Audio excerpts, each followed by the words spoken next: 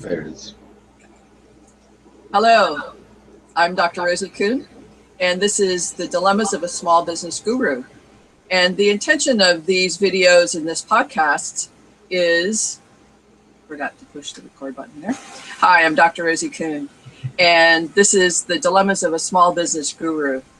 And the intention of these podcasts and videos is to introduce you to people who are business people and are on their way to becoming I'm going to start over. No, I can't. Okay. Again. I'm hearing an echoing. You're hearing an echo. I'm hearing myself, basically. And that might just because your speakers, could you turn your speakers down just a little bit? Yeah. Your volume. Let's go like this. How about now? Let me see. That's better. Yeah, I can still hear myself, but I basically don't want it in the recording if possible. That. Gotcha. Okay. Cool. That's much better. Thank you. Okay. And what I'll do is I'll just edit this stuff out. Okay. All right. Hello, I'm Dr. Rosie Kuhn, and this is Dilemmas of a Small Business Guru.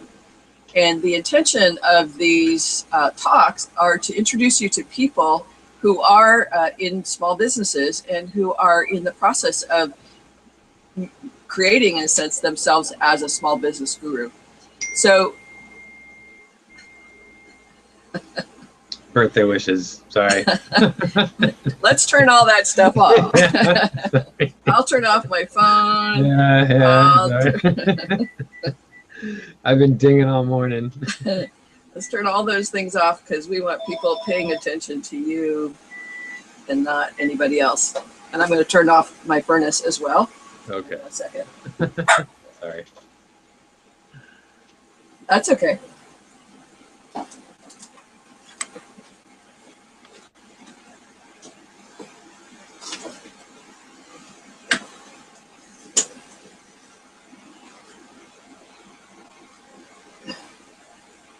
I can't pause these broadcasts, and if I start over, I have to send another link to you and start all over that way. So if we just do this, then we're doing what we're doing. For sure. Okay. All right. Yeah, sorry about that. That's okay. Take 15. All right. Hi, I'm Dr. Rosie Kuhn, and this is Dilemmas of a Small Business Guru. And the intention of these conversations is to introduce you to people who are in the process of becoming small business gurus. They're at some point in the process of this evolving and utilizing skills and tools and talents and gifts that make every individual the small business guru that they're really wanting to be. And so today I want to introduce you to a friend of mine, Jimmy Halverson. Hi, Jimmy. Hey, Rosie. Hey, people. And Jimmy and I are going to talk about his process, his evolution, if you will, into this his evolution into being a small business guru. So welcome, Jimmy. Thanks, Rosie. Thanks. So you bet. So Jimmy, tell us a little bit about who you are, what you're doing now, and what you're wanting to do in your business as you. Okay. So I'm right now what do I do? Right now I'm a private chef, and I've worked with food for my whole life, and I'm in the process of distinguishing like what do I do next, because the family that I cook for right now is well, they're moving, and I really kind of plan on not moving with them, you know. Okay. The job will shift for me, and so I have to figure out like, well, what do I do? Do I take a 60 to 75% pay cut and go work in like a bakery somewhere or a restaurant or whatever, because maybe I don't want to work for and with very rich people, and what that entails, in regards to the scope of their asking for, Okay. you know, how they ask for it. Yeah, or do I try and do something on my own and um, yeah, just do something on my own for myself because after I don't know, 15 plus years in various different kitchens, you know, that would seem to be the next highest expression of, you know, kind of who I am and where I've been. You know what I'm saying? Yeah.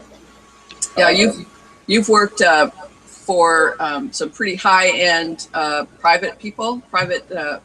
families, and high end corporations. Yeah, I have. I have. Yeah. And Um, so you've worked for high end bakeries. yes. So as well as being a raw food chef. Yes, I have. Yeah. So Yeah. you've Kind of I've kind of done a lot of everything in that regard, except for like real restaurant work. That was one thing that I was pretty clear that just that's not a healthy space to be in. I stayed out of that particular environment. Yeah, got it, but got it. yeah, So thinking about what you're wanting to as your highest expression of your gifts in the world, what are some options that you're looking at? um, well, I'm looking at one avenue is a possible food truck, Okay, um, and then another avenue is like a cookie line. okay, Um, yeah, so that I would, yeah, would start kind of out of home because of the Cottage Food Act of California allows for you to do that, okay, and until you get to sell $50,000 worth of food out of your home until you need a commercial kitchen. Yeah, so I could do something like that, which is start small and then move into something bigger and have it be more like mail order as opposed to delivery. Yeah, but the food truck is kind of a different beast in that you need to have the truck, you need to have all the licensing, you need to have an actual space where you um, have, where you use food and etc. Yeah, it's not all out of like truck. Yeah, got so it. that's that presents some different obstacles and or it's a different terrain to have to navigate. Yeah. Yeah, the cool thing about these interviews, Jimmy, is that people who are thinking like you're thinking in a sense, like what do I do? How do I bring this into the world? How do I think about a food truck versus mail order or in relation to the whole concept of food? This is really valuable for people to hear how you Mhm. think about these things so that they can see how they think about these things. So Yeah. again, thanks for sharing this. What's your biggest love in terms of food and food preparation or food Uh, creation? well, I always say that I'm a baker at heart. That just, that was my first job coming out of school, like out of high school. Um, and, there was just something magic um, something magic about that environment. Mm-hmm. It's the dust in the air and slipping and sliding, on the ground as are turning the corner of your workbench. Yeah, again, it's getting to like just flour and dust a whole workboard because you just uh, you're prepping your station out, and you just get to have fun with it. It's the alchemy. It's um, the movements are measured. There's a rhythm and a dance. Yeah, in that space, there's you know this kind of sweet sound of the hum of the ovens, and like the fans in the ovens, and the churns of the mixers, and yeah, it's really in that sense, I mean, sweet smell of baked goods. Who the hell doesn't want to hang out with that all day, and you get to be a part of, you know, um, there are two types. When it comes to feeding your body, you're either feeding your physical body or emotional body. I'm a proponent of feeding both. Granted, I think you should probably feed the body, physical body 80% of the time, emotional body 20% of the time.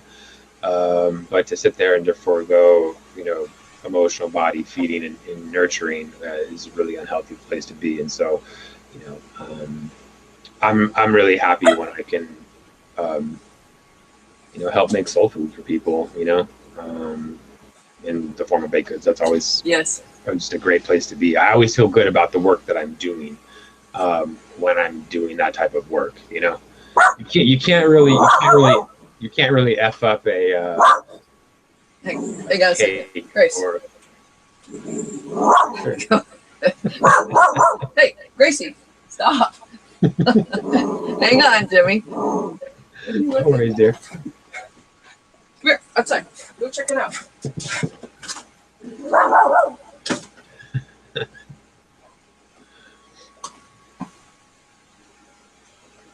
We'll be doing a lot of editing on this.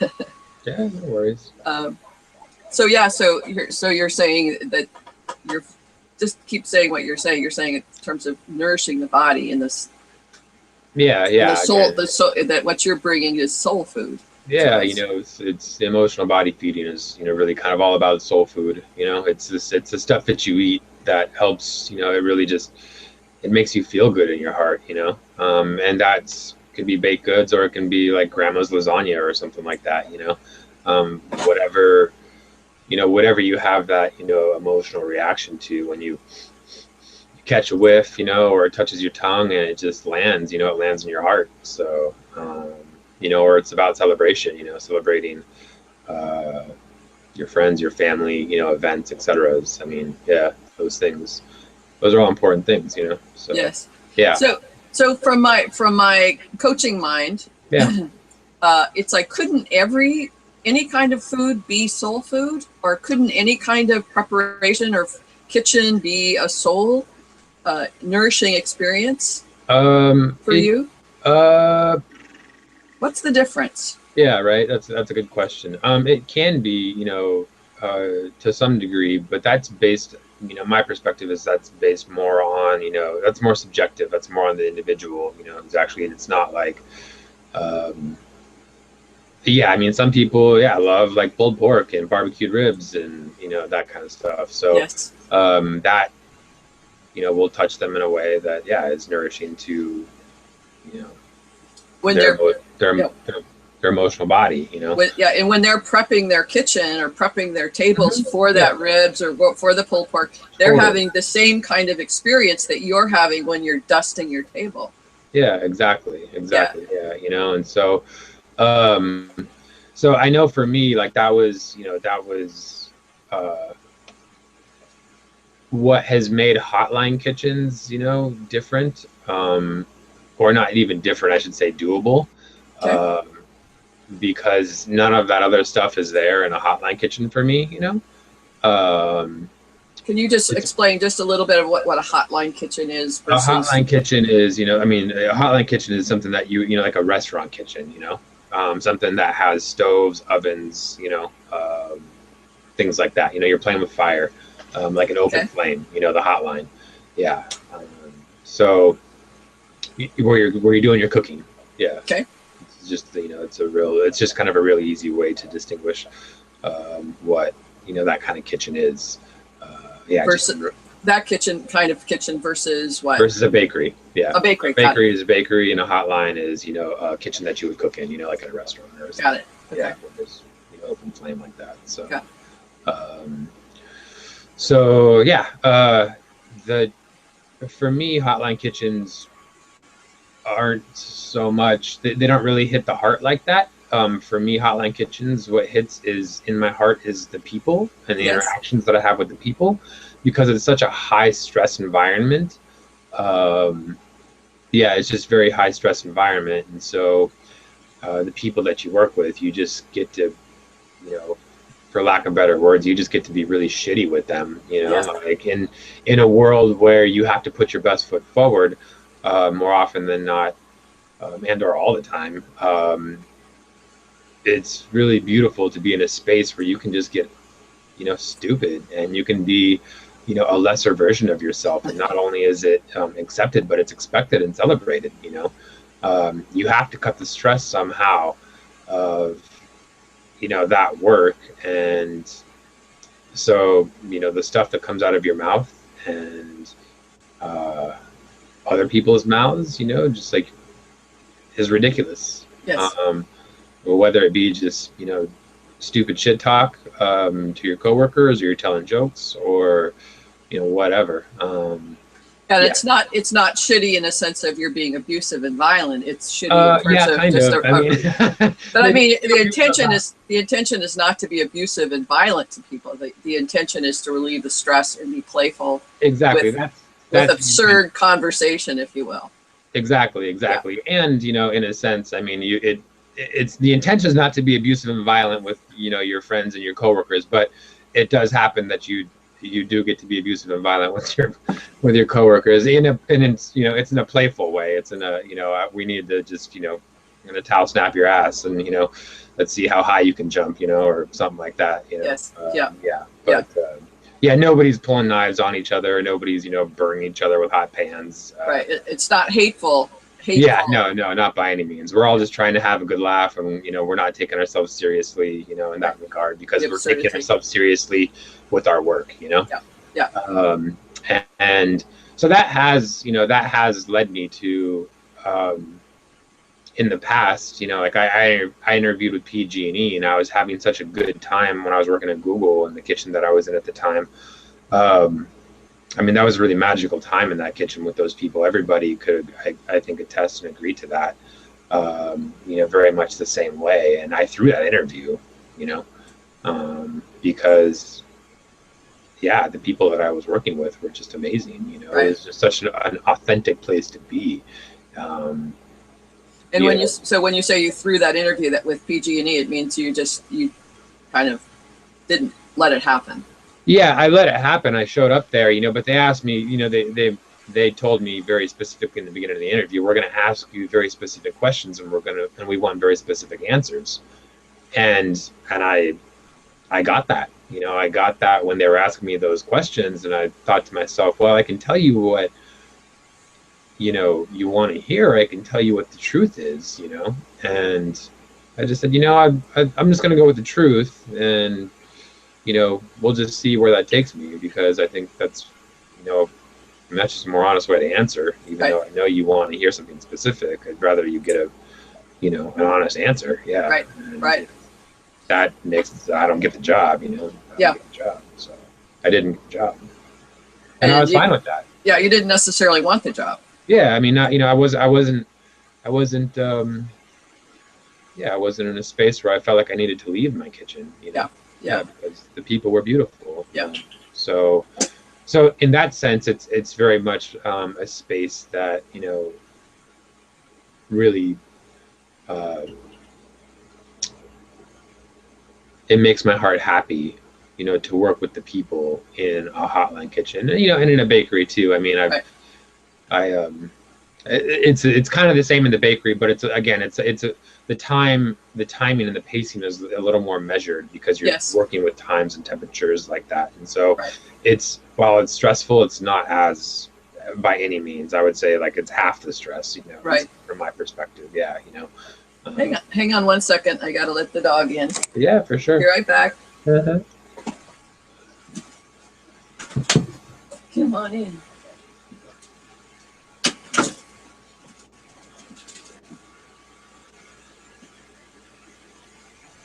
So one of the dilemmas I'm hearing you having to kind of consider, besides the money element of it, is so I mean, it's like, as a private chef, you're making really good money, and you're considering, you're transitioning from that really good money Mm-hmm. to something else, and you're saying, I don't want to work for people who have certain demands and expectations of me in a way that doesn't feel fulfilling for me. Yeah, yeah. Well, I'm by myself right now, right? And so if the people is what has, if the work is the baking is the work that I love doing, and so if I'm not doing that and I'm cooking, but the people is what feeds me in that space, and I'm Yes. doing neither of those, like, it's a really hard place to be in. Excellent. I mean, it's a really, really good point for people to hear, and for me to hear. It's like, if I'm doing this for the love of the food, that's not getting checked off, because I'm not enjoying the food preparation, and there's no people that I'm interacting with that also is fulfilling. Yeah. So those are the two high points for you. I mean, the money is in a sense third to all of that. Is actually, Yeah. I mean, I mean, it's less important to you. yeah. I mean, I'd love to make the money. I mean, that's, I know that I'm, going to be, I know that I'm pushing up against some, rough spaces, just, what it is, just socially, or what I feel like, would be socially, as I, um, make money and then don't make money, it, it's a rough place to be in. It's a big transition. Yeah, it's a big transition. And Yeah. it's, it's hard to feel like, I've worked so hard to make the money that I'm making. I mean, I'm, a decade plus in the game, and, I've cried, just tears, and wanted to bang my head against the sidewalk as hard as I could, uh, doing the work that I've been doing to, get to where I'm at. Um, And it's not fulfilling. yeah, right now it's not fulfilling, that's for Yeah. sure. My coworker makes it really hard to be there. I got really Yeah. clear in the last, month that it was, it was a people thing with this job. If she wasn't there, I might be able to stick it out for a little bit longer and, stack some chips to, you know, yeah, just save a little money, Yes. But I've never worked with a more negative person in my whole entire life. Yeah. And this is part of the intention of this series, Jimmy, is to reveal these conversations that are going on inside of our heads of, the money is what I've been working towards, making this kind of money my whole life, and yet that's not fulfilling, and it's making me want to bang my head up against the wall, or on the sidewalk. Yeah. And that's not the way you want to live. That's not the way most of us really want to live, even though we want to have that kind of money. Yeah. And so that place of saying, okay, I'm willing to give up the money for a quality of life and a quality of doing business, or, bringing my fullest expression to the world in such a way that there's some balance there, balance that you can live with. And this balance of more money and not fulfillment, that's not something you're willing to live with. Yeah. I mean, again, I could if I had a goal. My goal for a long time was to pay my student loans off, and that was why I did the work that I did, and I paid them off. And again, if I had different company in my workspace, then I might try to save up for a Sprinter van. A Sprinter van? Sprinter, like a Mercedes Sprinter van. And that would be for a food truck, is that right? No, that would just be to maybe, live in, Okay. potentially. Got it. Yeah. Okay. Yeah, just to have, a safe space at all times, so to speak. Okay. Got it. But that's a whole other. That's a big conversation. Yeah. So Jimmy, as you're talking, and it's like there was a magical shift when you spoke about baking. Yeah. And the context for you is magical, and your heart opens, and just how you expressed yourself was poetic, as opposed to anything else. And your relationship with the food is just so different than your relationship with the food, let's say, on a line. It's more about the relationship with the people. Yeah. But the magic that comes through baking for you, it's so different when you're speaking about it. Yeah, for sure. I mean, I just, I decorated cakes at Whole Foods for a couple years, and I used to just think to myself, I get paid to do this. This is amazing. I mean, I don't care if it's, shit money. I mean, I get paid to play all day long. Yes. Yeah, there was something about that, and, when I was 19 working in that bakery, I worked graveyard shift from, 10 to 8 in the morning, 10 at night to 8 in the morning, and, had opposite schedules, all my friends at the time. And, but there was something about it. There was a peace in the air because, everybody was asleep, and, there was just, again, that kind of heart of hearth, like fire hearth, that was just going all the time. And yeah, it just that was a really beautiful place to be. Yes. Yeah. So And there's a part of you that wants that again. there's a part of me that wants to, yeah, that does want that again for Okay. sure. It's yeah, it's a beautiful place to be. Now, Yes. I was talking to a friend of mine, and she was saying, well, what made you happy at 19 or at 23? Like, if you're using that as a way, as a template, to just really distinguish what's going to make you happy now, like that's kind of, it's not really the best thing to do, don't you think?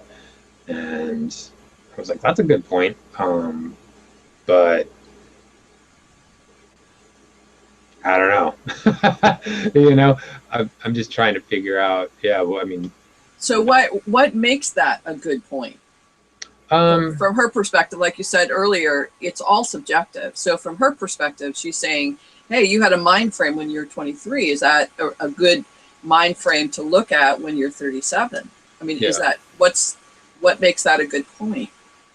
Um, well, as we shift and grow, and evolve as people, over the years, um, what makes us happy, from day to day, from year to year, will, potentially shift. And what makes We're just not, we're not this. I mean, I'm not the same person, as I was then, uh, and what makes you happy today, Jimmy? good question. And what makes me happy today? Um, I'm trying to figure that out. There's a lot of things, like being 19, and living at home and working in a bakery. The circumstance, of my life is very different. Um, yeah, like I didn't have to worry about paying my rent. I didn't have to worry about buying my food. I didn't have to worry about money the same way, So I was able to be fulfilled, um, and be in that space in a way that is a little different.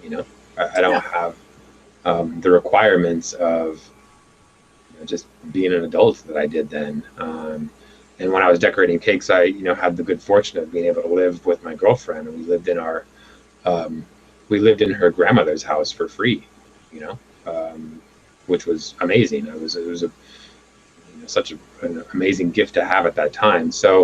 Um, so yeah, so right now it's a little bit different. I'm on my own, and um,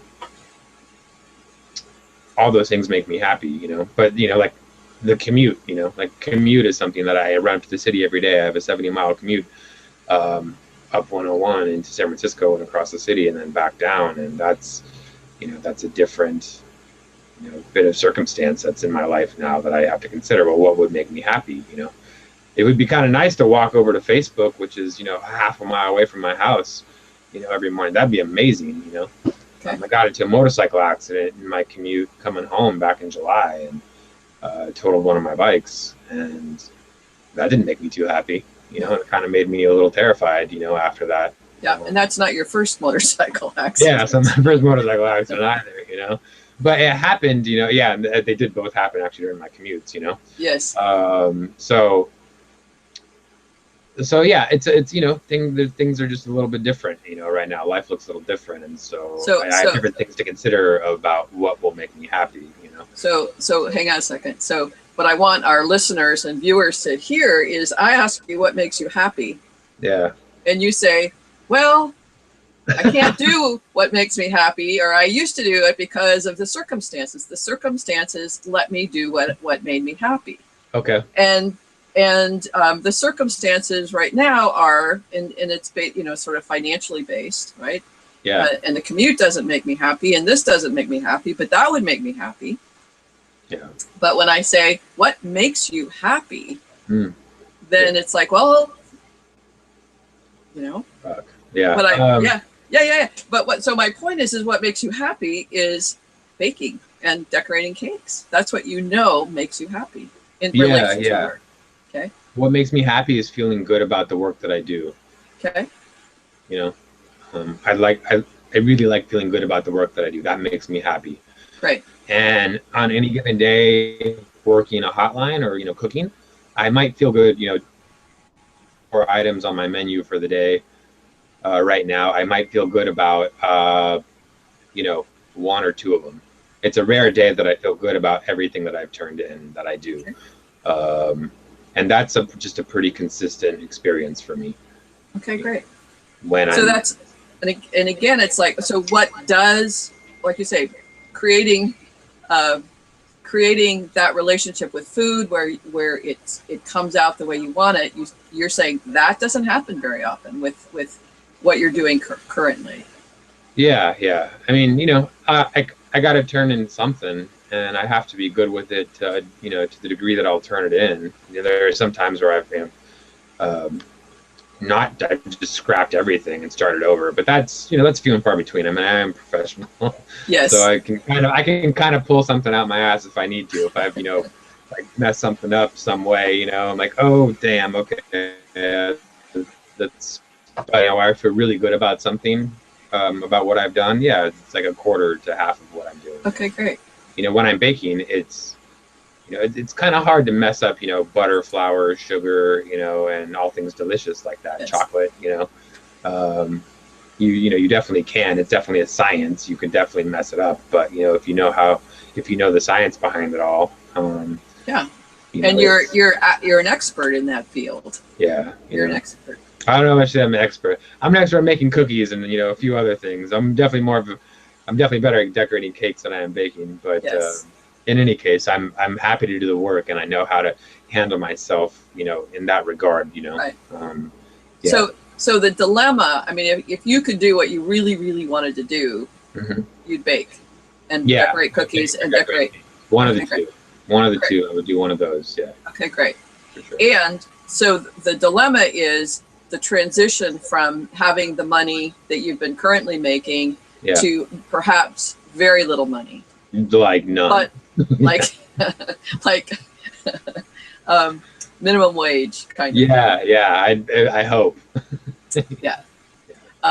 And so the dilemma is that place of, do I uh, be financially fulfilled, whatever Hmm. that means, and not so fulfilled in my heart, or more fulfilled in my heart, but not making the money that I I want to be making to even have a what feels like a survival level of living. Yeah, yeah. It's a, the dilemma is one that so many of us face, even as a life coach. It's like, do I give up the therapeutic or the fields where I can actually make sustainable money, or that I know will be sustainable, or do I go off on my own on a path that I don't know the outcome. I don't know how much money I'm going to be making from one month to the next, that kind of thing. It's a dilemma that so many of us face, regardless of the field we're working in. That, do we take that risk because of our heart's desire, or do we stay with what we know, knowing that financially we're going to be okay, but kind of really are in a state of longing and wanting most of the time? Yeah, That's the dilemma so many of us face, and yeah. that transition from, okay, how much longer can I be with this amount of money, Hmm. 6 figures, whatever that is, Hmm. to, okay, you know, Wait. I won't have to pay any income tax this year, that kind of thing. It's a transition that so many people are really afraid to make that leap of faith. Yeah. So yeah, that's where I'm at, and you know, So I let's just let's say there are people watching this all over the Mhm. country or all over the world who's saying, Mhm. "Hey, I want that guy to decorate a cake for me." Yeah. How can they get a hold of you? Um, I mean, I guess through my email, And what's your email? I'm going to put that link in the description too. But is it Angel in the Kitchen? Is it Take It Easy? What's It's Angel in the Kitchen. Yeah. Angel in the Kitchen? Okay, so I'll put that down in the description below. Okay. But people could get a hold of you and say, "Hey, I want your cookies. I don't know what they are, but I certainly want to know what that's about for you." Yeah. Or Yeah. could you come and decorate my wedding cake or my anniversary cake? Yeah. I live Um, in I live in Tampa, Florida, but I certainly want you to come and do that. I'd probably sooner make some cookies for their wedding. But yeah, no, for sure. Yeah, the cookies are. I've been messing around with a gluten-free recipe. I just kind of figure, there's enough, just, standard baked cookies out there that I could toy with a gluten-free recipe and Yeah. hit that niche market. So yeah, and actually, I started with one recipe a while back, and it was a buckwheat based recipe, and came out pretty good. But I scrapped that, and I'm just doing like a rice flour, coconut flour blend. Yeah. So um, yeah, so just Yeah. it's all kind of a process. Yeah. When it comes to that vision, I kind of figured I would do like a standard chocolate chip, Yeah. and sell by the half dozen or dozen. Do a standard chocolate chip, and half the bag would be that chip, and then half the bag would be another cookie that I would make. I would do another 6 cookies that I would cycle once a month, twice, for the year. So half the bag would be the cookie that I would make for that month, Right. and then the next month it would be the another cookie, that would be in half the bag. So it's like if you like the cookie, you'll catch it second time around, in the year. But if you don't like the cookie, well, it's like you only got to be with it, one other time, or you can just order a full sleeve of, chocolate chip. But, So yeah, you've got you're transitioning. You're already thinking in that way that's moving you in the direction of where you want to go. yeah. I'm definitely trying to get a picture of what that looks like, and what that looks like. What could I offer? Yeah. For sure. If I was cooking and doing food truck, I'm not really sure what I would be doing. It might be like a protein and greens thing, or I kind of just wanted to do grilled cheese for a long time before the melt trucks came out, but they came out, and I don't really know if I feel like maybe I think that market is just kind of already taken. It's pretty saturated right now. Yeah, Yeah. yeah. Yeah. So what I want to again emphasize is that process of how we think about, how you're thinking about, how do I make this transition? Is Mhm. this important enough to me? Am I fulfilled enough in one area of my life or another that I'm willing to make this leap of faith? Yeah, And so many of us it's scary. It's scary, and yeah, it's like, do I really want to give up the freedom that the money gives me? yeah. I mean, it gives me a lot of freedom. Yes.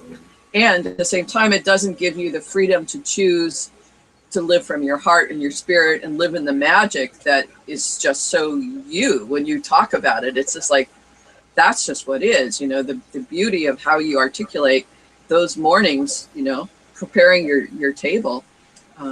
Yeah. So the money gives you freedom, but it doesn't give you the freedom. It traps you in a world that doesn't feel fulfilling. Yeah. And we believe that if you go in the direction, if you make that leap and transition into what you love, the belief is I'm not going to be able to make the money. Yeah. And that's another element of these discussions, is to say, and we've heard this time and time again, follow your heart and the money will follow. Yeah. And we say, okay, but Who said that? They don't know what they're talking about. I don't know. But I'm going with that because I've been going with that for a long, long time. So it's that really, again, we're talking about that dilemma or that choice point of transitioning. That it's like, can I move incrementally towards that which I say I want? Yeah. There's a St. Francis of Assisi. I just read an article or read a quote. I don't know if I could pull it up quickly enough, but it basically says, when you're living in the dream, do what's to be done now. That's possible. And as you're doing what you're doing now, you're moving towards possibility. And all of a sudden, the impossible is not only possible. The impossible is not only possible, but you're actually doing it. Yeah. You're actually doing it. And so but it's really challenging to say, okay, today I'm going to do 3 things on my list that's going to bring me closer to my dream. Yeah. And it's that aspect of empowering ourselves to do that, regardless of what our mind says, like, I won't make enough money, or what about this? It's like, does it really matter? Just today, do those 3 things, or look, whatever that is, just do 3 things. Yeah. And if it gets you closer to your dream fulfillment, that's awesome. If it gets you closer to working at Facebook, it's better, in terms of that level of stress-freeness and not having to make that huge commute. But those transition areas where it transitions us closer to what makes us happy, that's what matters, I think.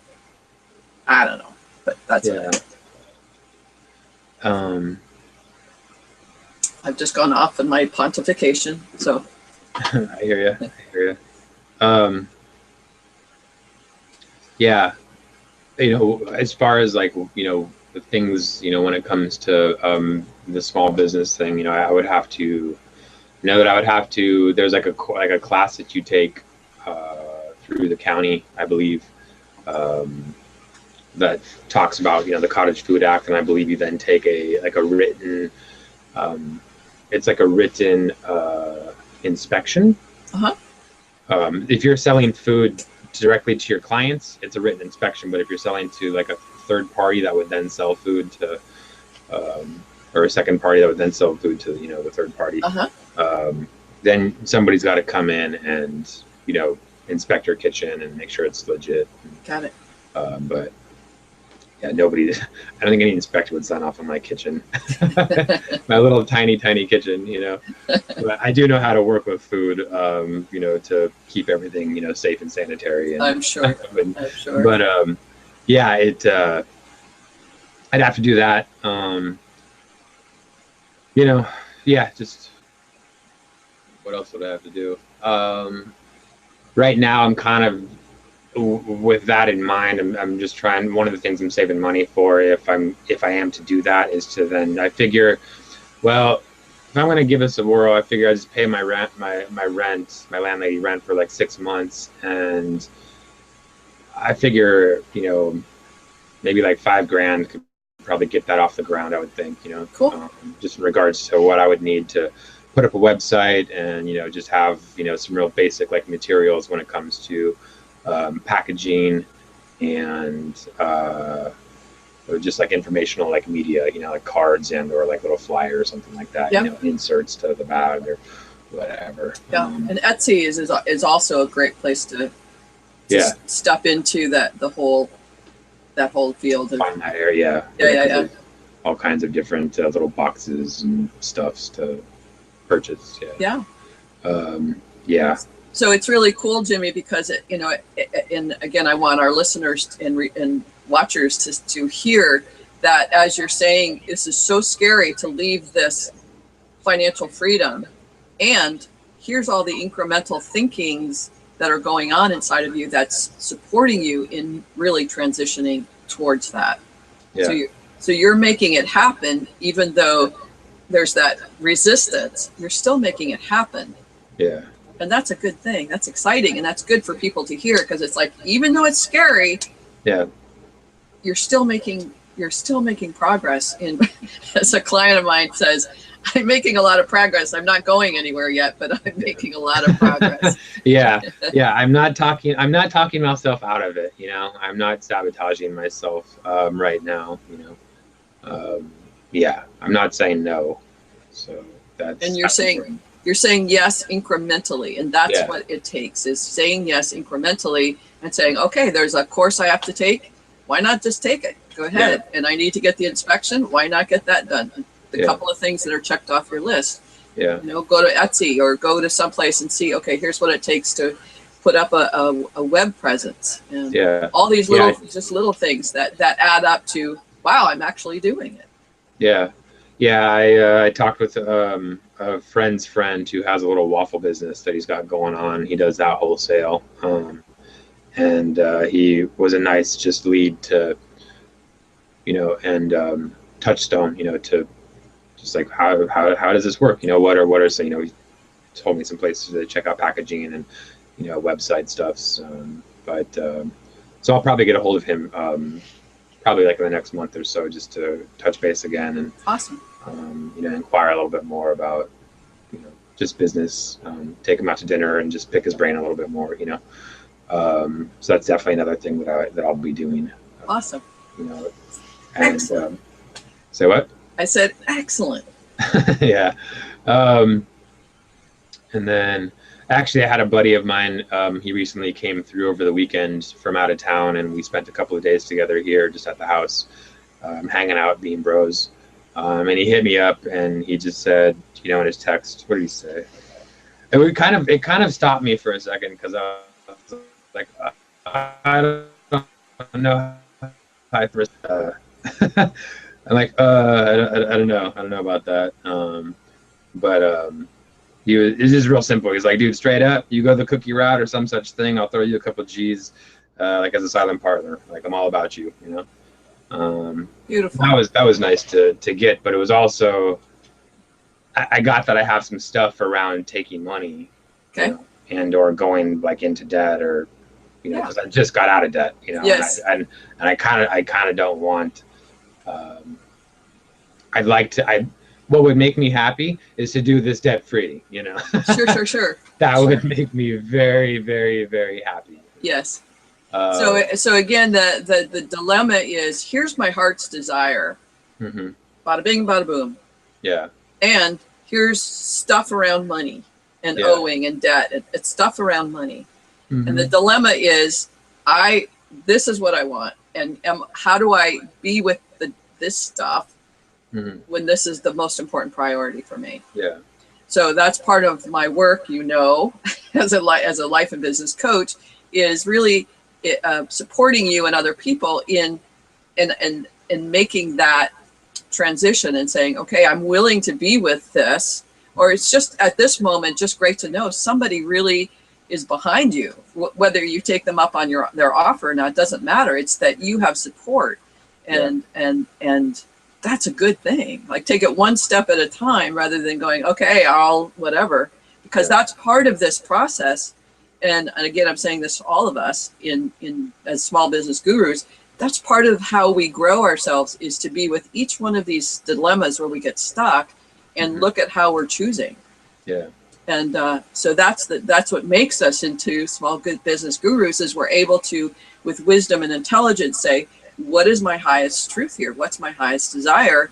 And how do I do this in a way that's really has intelligence and wisdom to it? Yeah.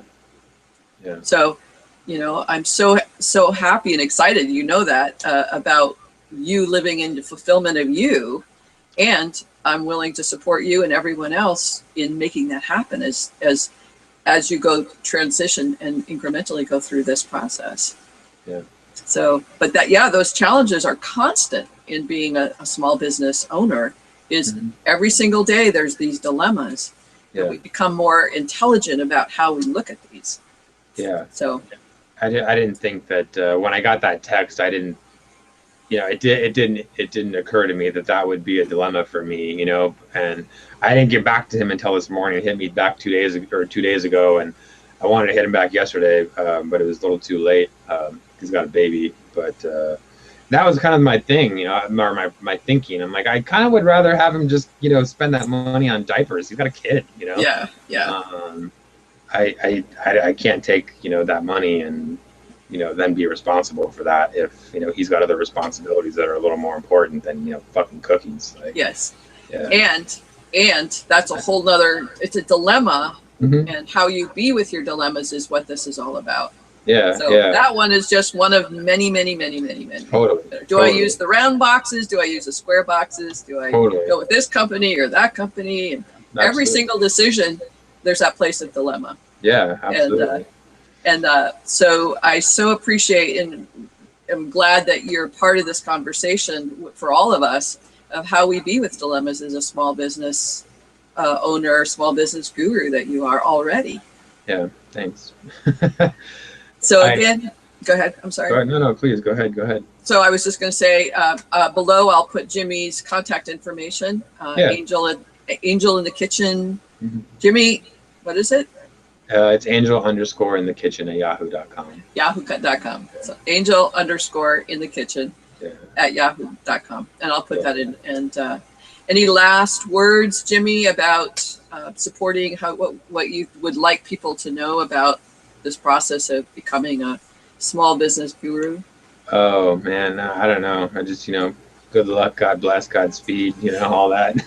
Like, yeah, it's terrifying as all can be, but I mean, I think there is something to